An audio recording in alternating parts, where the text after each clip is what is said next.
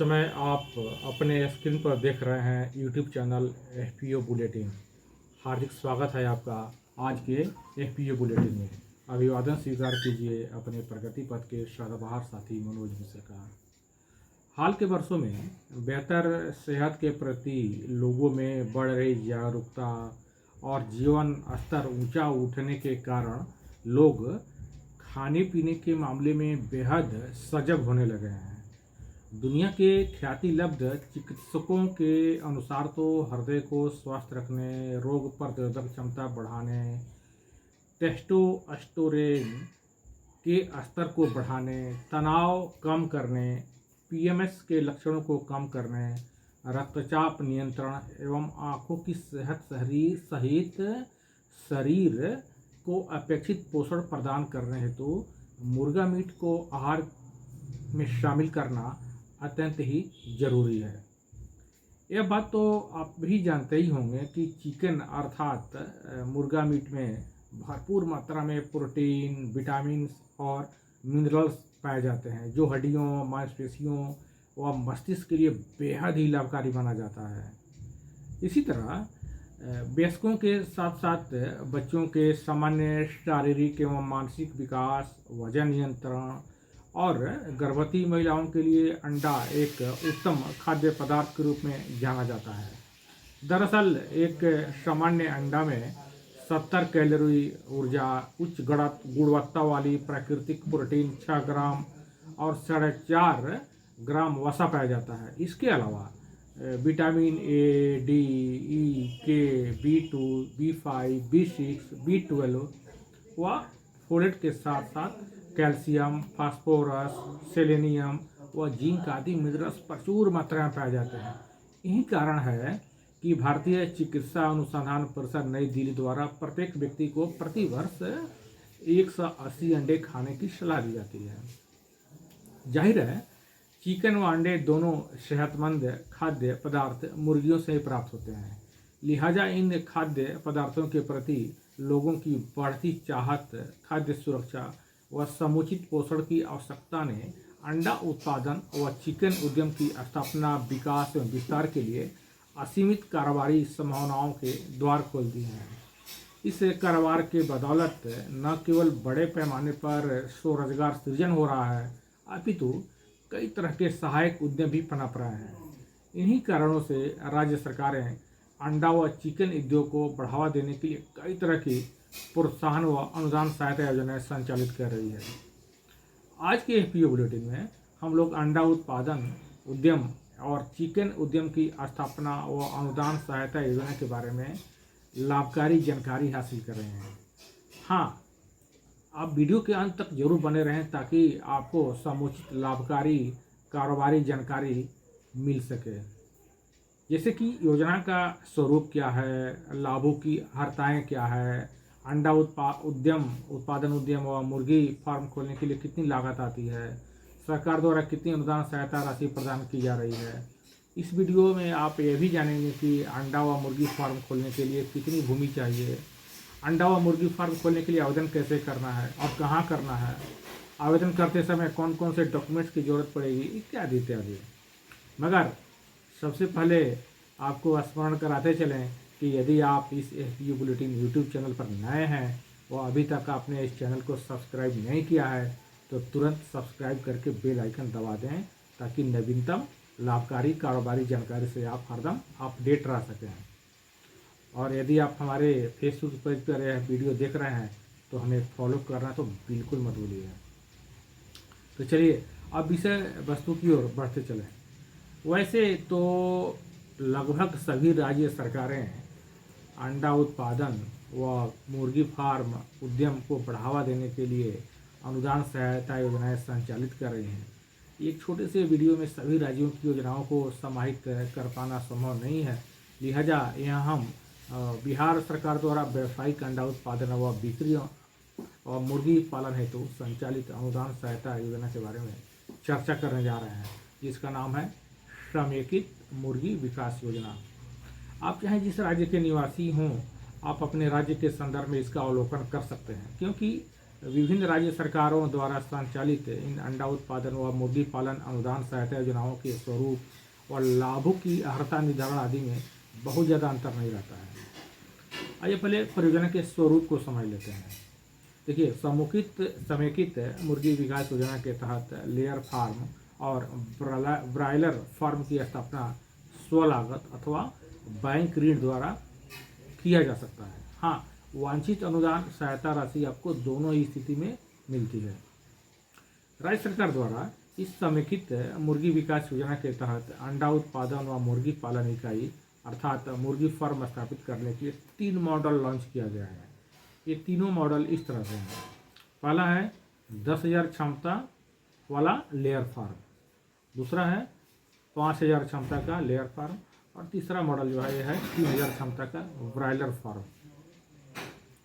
अब चूँकि इस योजना के अंतर्गत जाति कोटि के आधार पर अनुदान सहायता प्रदान करने का प्रावधान शासन द्वारा किया गया है, इन जाति कोटि को 3 श्रेणियों में बांटा गया है। पहला है सामान्य जाति श्रेणी, दूसरा है अनुसूचित जाति की श्रेणी और तीसरा है अनुसूचित जनजाति श्रेणी। आपको समझने में सुविधा हो इसलिए इन तीनों जाति कोटि के संदर्भ में बारी बारी से योजना के बारे में हम लोग जानकारी हासिल कर लेते हैं। आइए पहले सामान्य जाति कोटि के लाभुकों के संदर्भ में इस योजना का अवलोकन कर लिया जाए। देखिए, पहला जो मॉडल है वो है 10,000 क्षमता वाला लेयर फार्म। देखिए, इसकी इकाई लागत जो है वो है 1 करोड़ रुपए की। यदि उद्यमी स्व लागत द्वारा उद्यम स्थापना करना चाहते हैं तो आवेदन करते समय उनके बैंक खाते में कम से कम 70 लाख रुपए होने चाहिए। यदि कोई उद्यमी बैंक ऋण द्वारा उद्यम स्थापना करना चाहते हैं तो उसके लिए आवेदन करते समय खाते में कम से कम 10 लाख रुपया जरूर होना चाहिए। जहाँ तक अनुदान सहायता की बात है तो सामान्य जाति कोटि के लाभुकों को इस मॉडल के अंतर्गत 30% अनुदान सहायता प्रदान की जाती है। यदि राशि के रूप में इसकी गणना करें तो यह होगा 30 लाख रुपये। और भूमि की उपलब्धता तक जहाँ तक बात है, इस मॉडल के अंतर्गत आपको कम से कम 100 डिसमिल भूमि आपके पास इस योजना के लिए होना चाहिए। अब बात करते हैं दूसरे मॉडल की, यानी 5,000 क्षमता वाला लेयर फार्म की। देखिए, इसकी इकाई लागत है 48,50,000 रुपये। यदि लाभुक स्व लागत द्वारा यह उद्यम स्थापना करना चाहते हैं तो आवेदन करते समय आपके बैंक खाते में कम से कम 33,95,000 रुपये होना चाहिए। यदि बैंक ऋण द्वारा उद्यम स्थापना करना चाहते हैं तो आवेदन करते समय खाते में कम से कम 4,85,000 रुपये होने चाहिए। और जहाँ तक अनुदान सहायता की बात है तो इस मॉडल में भी सामान्य जाति कोटि के लोगों को 30% अनुदान सहायता प्रदान की जाती है शासन द्वारा। यदि राशि के रूप में इसकी गणना करें तो हो जाएगा 14,55,000 रुपये। और जहाँ तक भूमि की उपलब्धता की बात है तो इस मॉडल में कम से कम आवेदक के पास 50 डिसमिल भूमि होनी चाहिए इस परियोजना के लिए। आइए अब तीसरे मॉडल की बात करते हैं। तीसरा मॉडल क्या है? अतः 3,000 क्षमता वाला ब्रायलर फार्म। देखिए, इसकी जो इकाई लागत है वो है 10 लाख रुपए की। यदि आवेदक स्व लागत द्वारा उद्यम स्थापना करना चाहते हैं तो आवेदन करते समय आपके बैंक खाते में न्यूनतम राशि कम से कम 10 लाख रुपए होनी चाहिए। यदि बैंक ऋण द्वारा यह उद्यम स्थापित करना चाहते हैं तो आवेदन करते समय बैंक खाते में कम से कम 1 लाख रुपये होने चाहिए। और अनुदान सहायता की बात है तो पिछले मॉडल की बात थी, इसमें भी 30% अनुदान सहायता प्राप्त होती है आवेदक को शासन द्वारा। जिसे यदि राशि के रूप में इसकी गणना करते हो गया 3 लाख रुपये। वैसे अधिकतम अनुदान सहायता इस मॉडल में 5 लाख रुपये तक भी मिल सकती है। और भूमि की उपलब्धता की बात है इस योजना के लिए वो है 16.10 डिसमिल भूमि आपके पास होनी चाहिए। ये तो हो गया तीनों मॉडल जो सामान्य जाति वर्ग के लोगों के लिए था। आइए अब अनुसूचित जाति और अनुसूचित जनजाति के लाभुकों के संदर्भ में इस योजना के बारे में भी जान लेते हैं। तो देखिए, मॉडल जो वही है 10,000 क्षमता वाला जो लेयर फार्म है उस मॉडल की हम बात कर रहे हैं। तो इसमें जो इकाई लागत है वही 1 करोड़ रुपए की है। और स्व लागत द्वारा उद्यम स्थापना की स्थिति में आवेदन करते समय आवेदक के बैंक खाते में न्यूनतम 60 लाख रुपए होने चाहिए। और बैंक ऋण द्वारा यदि उद्यम स्थापना की स्थिति में आवेदक के बैंक खाते में कम से कम 10 लाख रुपए होना जरूरी है। यदि जहाँ तक अनुदान सहायता की बात है तो इस मॉडल में अनुसूचित जाति और अनुसूचित जनजाति वर्ग के आवेदकों को 40% अनुदान सहायता प्राप्त होती है। जिससे यदि राशि के रूप में गणना करें तो हो गया 40 लाख रुपए। और भूमि भी आपको इस वर्ग के आवेदकों को भी 100 डिसमिल भूमि होनी चाहिए इस परियोजना के लिए। और दूसरा मॉडल है 5000 क्षमता वाला लेयर फार्म। तो देखिए इसमें भी इकाई लागत है 48,50,000 रुपये की। और जहाँ तक बात करते हैं आवेदक द्वारा उद्यम लगाने की, यदि वो स्व लागत द्वारा उद्यम लगाते हैं तो आवेदन करते समय उनके खाते में 29,10,000 रुपये होने चाहिए। यदि आवेदक चाहते हैं कि नहीं बैंक ऋण द्वारा हम योजना को प्रतिष्ठापित करेंगे, तभी उनके आवेदन करते समय उनके खाते में 4,85,000 रुपये होना चाहिए। और जहाँ तक अनुदान सहायता की बात है, इस मॉडल में अनुसूचित जाति और अनुसूचित जनजाति वर्ग के लोगों को 40% अनुदान सहायता प्राप्त होती है। यदि इसके राशि के रूप में इसकी गणना कर लें तो यह राशि हो गया 19,40,000 रुपये। और जहाँ तक भूमि की उपलब्धता की बात है तो इस मॉडल में इस परियोजना को स्थापित करने के लिए 50 डिसमिल भूमि होना चाहिए आवेदक के पास। अब आइए बात करें तीसरे मॉडल की, यानी 3000 क्षमता वाला ब्रायलर फार्म की। तो इसकी जो इकाई लागत है 10 लाख रुपए की है। और यदि आवेदक के 100 लागत द्वारा उद्यम स्थापित करना चाहते हैं तो आवेदन करते समय बैंक खाते में 10 लाख रुपये होने जरूरी है। यदि बैंक ऋण द्वारा वो उद्यम स्थापित करना चाहते हैं तो खाते में 1 लाख रुपये होना चाहिए। इस मॉडल में अनुदान सहायता जो है 50% मिलती है अनुसूचित जाति और अनुसूचित जनजाति के आवेदकों को। यदि इसको राशि के रूप में गणना करते हो गया 5 लाख रुपये। हाँ, भूमि की उपलब्धता की बात है तो कम से कम 16.10 डिसमिल भूमि होनी चाहिए आवेदक के पास इस मॉडल के स्थापित करने के लिए। तो उम्मीद है लेयर फार्म और ब्रायलर फार्म से संबंधित इस योजना के मॉडल, लागत राशि, अनुदान प्रतिशत और अनुदान राशि के बारे में आप भली भांति समझ गए हैं। अब यह जान लेना जरूरी है कि बताए गए तीनों मॉडल की स्थापना और अनुदान सहायता की प्राप्ति के लिए आवेदन कौन कर सकता है और उसके कौन कौन से डॉक्यूमेंट्स की जरूरत पड़ती है इसके लिए। तो देखिए इसके बारे में आपको बताते चले कि राज्य का कोई भी व्यक्ति जिसकी उम्र कम से कम 18 वर्ष और अधिकतम 55 वर्ष हो, इस योजना के तहत आवेदन कर सकता है। जहाँ तक आवेदक के पास जरूरी डॉक्यूमेंट्स की बात है तो जान लीजिए कि आवेदन करने के पहले आपको कौन कौन से डॉक्यूमेंट्स सॉफ्ट कॉपी में इकट्ठा कर लेने हैं। तो पहला है भूमि संबंधी डॉक्यूमेंट्स। यदि आपके पास भूमि के जो साक्ष्य चाहिए वो है, पहला है लगान रसीद, या वो नहीं है तो LPC होना चाहिए। यदि जमीन आपने लीज पर लिया हुआ है तो लीज की इकरारनामा होना चाहिए। इसके अलावा परियोजना भूमि का नजरी नक्शा भी आपके पास होना चाहिए। उसके अलावा राशि के साक्ष्य के बारे में बात कर लेते हैं। तो आपके पास पासबुक या FD या कोई भी अन्य पेपर हो जिसमें प्रदर्शित हो कि आपके पास जरूरी राशि उपलब्ध है। यदि आप बैंक खाता का विवरण साक्ष्य के रूप में दे रहे हैं तो पासबुक के प्रथम पृष्ठ और आखिरी पृष्ठ का जेरॉक्स जरूर करा सकते हैं। तीसरा जो जरूरी डॉक्यूमेंट्स है वह है प्रशिक्षण प्रमाण पत्र। आप किसी सरकारी संस्था से मुर्गी पालन कार्यकलाप में प्रशिक्षण प्राप्त किए हों तो आप प्रशिक्षण प्रमाण पत्र भी आवेदन के समय आपको संलग्न करना जरूरी है।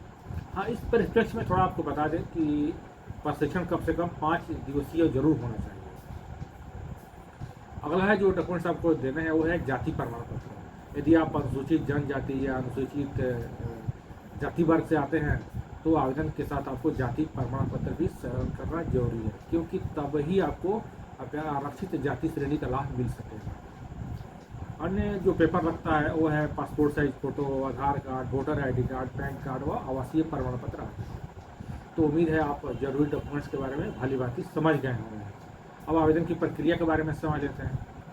देखिए, आवेदन की प्रक्रिया के बारे में आपको बता दें कि इस योजना के अंतर्गत आवेदन ऑनलाइन अप्लाई करना है। सबसे पहले पशुपालन विभाग की वेबसाइट state.bihar.gov.in पर जाइए। वहाँ पर इस योजना हेतु दिए गए लिंक पर आपको जाना है। और वहाँ पर आपको अपने आधार कार्ड या वोटर कार्ड से अपना पंजीकरण करा लेना है। उसके बाद अपेक्षित जानकारी अंकित कर वह जरूरी डॉक्यूमेंट्स अपलोड करके आवेदन के प्रोसेस को पूरा कर लेना है। इस बारे में आपको कोई कन्फ्यूजन है तो आप कमेंट बॉक्स में भी लिख सकते हैं। यहाँ पर आपको अपेक्षित मार्गदर्शन मिलेगा।